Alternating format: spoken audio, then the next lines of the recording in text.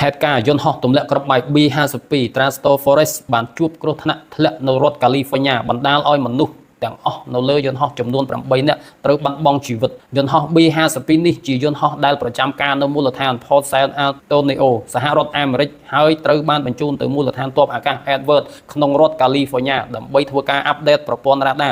តាំងពីខែធ្នូឆ្នាំ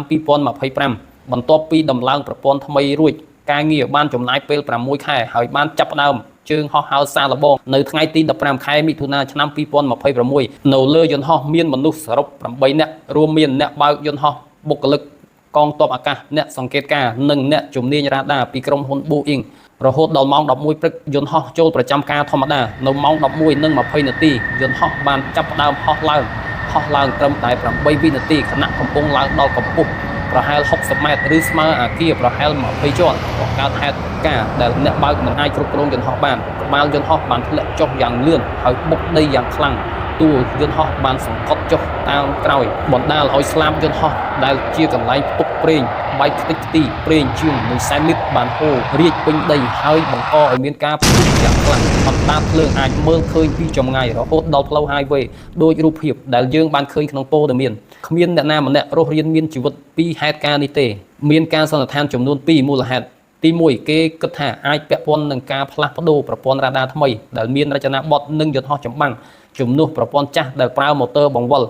ការផ្លាស់ប្ដូរនេះតម្រូវឲ្យតខ្សែភ្លើងថ្មីនៅក្នុងយន្តហោះហើយអំឡុងពេលហោះសារល្បងមន្ត្រីបច្ចេកទេស Boeing កំពុងកែសម្រួលប្រព័ន្ធរ៉ាដាដែលអាចបណ្ដាលឲ្យប្រព័ន្ធគ្រប់គ្រងនៅក្នុងបន្ទប់ខ្សែភ្លើងអាចនឹងឆ្លងមូលហេតុទី2គឺអាចពាក់ព័ន្ធនឹងម៉ាស៊ីនយន្តហោះ B-52 មានម៉ាស៊ីន8គ្រឿងហើយសូម្បីតែខូច4គ្រឿងក៏អាចហោះបាន